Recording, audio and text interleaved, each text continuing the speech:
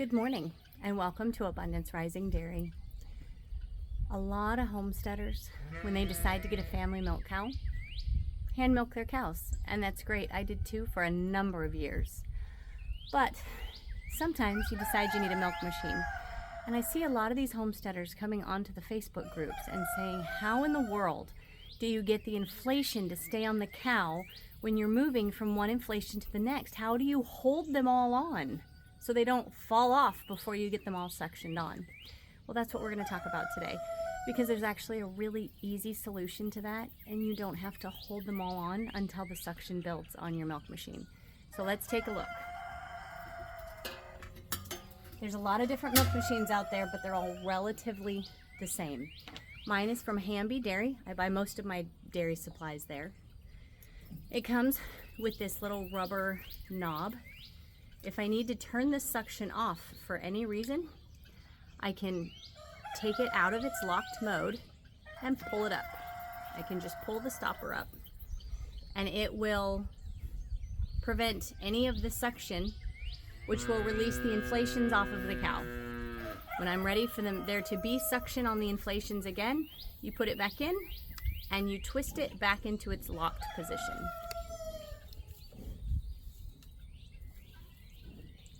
Now, when I'm ready to put it on the cow, I'm going to turn it upside down so that all of the inflations are dangling down like this. In doing this, it should pinch these enough that your machine can build suction. So now you've got suction at each inflation. When you get ready to put it on your cow, you're not going to just pick it up and put it on your cow. As soon as you lift it up, all suction is gone. And you cannot possibly hold this inflation on while trying to put this inflation on. You could try to hold these inflations on, but what about these ones? And I have seen people on Facebook attempting to cradle and hold all four of them on, and it falls off in mud and dirt and other things. It's just not a good situation. That is not how these are designed to be put on. So you're going to take it from this position, hanging down, suction has built. When you grab your inflation, you're actually going to crimp it like a hose, like you're cutting off the water to your garden hose. So you actually push in towards your cup and you put this right up to the teat, and when you let go at the teat, it's going to suction on. Now it's maintaining suction, and so it's going to stay. While this one is on, and I'm going to show you guys this in action when I bring the cow in, you take your next one and you crimp it, put it up to the teat, and suction it on. In that fashion, these two are now staying on the cow for you. You can reach for whichever other inflation you want to go for next and suction it on. So you get to a point where all four are up on your cow, milk is flowing, and you're enjoying a cup of coffee. When you're ready to take it off, you've got to turn off that suction. That's where this comes in. Do not ever, ever, ever try and take it off of your cow without turning off the suction. You will absolutely damage their bag. But I'm going to go ahead and bring a cow in the stanchion and show you how this works in action. But it really is fairly simple to put the inflations on without them falling off.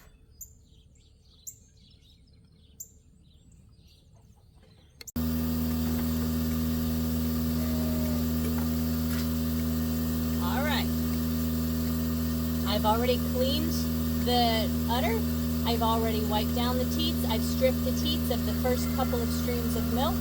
Now I'm going to take my inflation. I'll show this from a couple of different angles. I'm turning it upside down. I'm opening up the suction and putting on that lock piece on the rubber lock. Now, my machine has suction. I'm going to pinch it down. It is locked on the cow. That's not going anywhere. I'm pushing down, right up to the teat, and then I let go. I do that 2 more times. Push it down, crimp it, right up to the teat, and let go. Nothing falls off, nothing moves. Cow is being milked.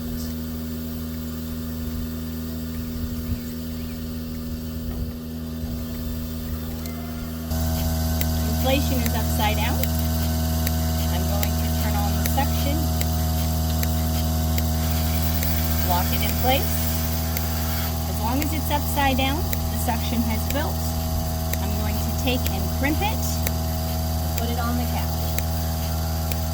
Crimp it. Now I have two of them locked on her. As long as I'm careful not to lose suction, they're not going anywhere. Push it down so it's crimped, find the teat, and then let go. And it's on the cow. Now I'm getting ready to milk a cow that only has 3 good teats. I got her as a heifer before she had ever had any calves, and her bag was developing beautifully. She was already bred. But when she calved, she freshened with only 3 good teats. She's got 1 blind quarter. No big deal, she's a great cow. She fits right into my herd, so we run with it. But what do you do if you have a cow with only 3 good teats, but it requires all of the suction for the machine to work? Well, there's a couple of options. They do have stoppers that you can put into one of the inflations, and you just put the stopper in and you just leave it there. I have no problem sitting here with the cows. She only takes a few minutes to milk out, so I'll show you what I do.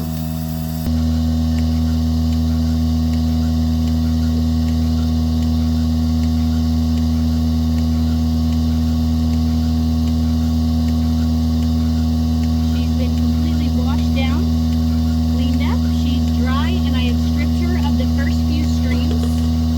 I'm going to take the inflation, turn it upside down. They all have to be dangling down. It's important that one of them isn't stuck on a hose or something. At that point, it's not going to work out too well for you. They've all got to be down, and that cuts off the suction right here. I'm going to turn it on, lock it in place, crimp it, put it on the cow. There's 1, crimp it, find the teat, put it on the cow, crimp it, find the teat. Now this back last one doesn't work. So I literally fold it over, and I sit here and I hold it. I'm willing to sit here and hold it. I'm here with the cow anyway. I try not to leave the cows to go do other chores, because there's been situations where there's been problems where they pick it out and it lands in the mud.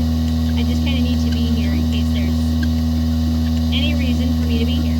And oftentimes I've been really glad that I was here. So I will just simply sit and hold it. It is crimped, nice and tight.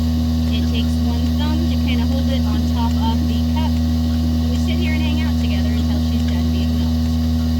So it's really not too different from the other cows. I could purchase a plug that I put in there, and I can just kind of leave it folded over on top, and it'll do it for me. This really isn't too difficult. So this is what we do for a 3/4 cow.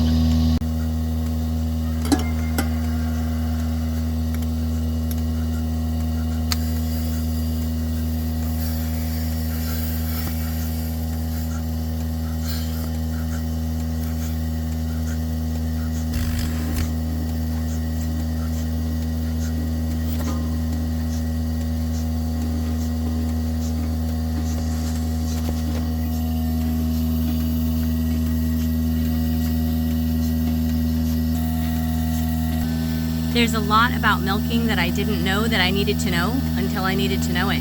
And there's a lot of things that I started out making my life a whole lot harder by not knowing, because I didn't grow up like this. I grew up in the city.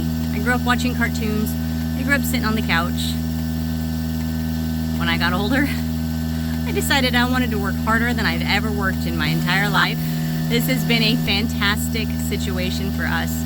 But over the last 8 years of milking cows, I just keep learning and learning and learning. I don't think I know half of the things that I need to know. But this is one area we don't need to struggle in. So I really hope that this video was helpful for you. Like, subscribe, leave a comment if there's anything else that you want to see. If there's anything I can post that can just make things a little bit easier for you, I am here to help. Have a great day.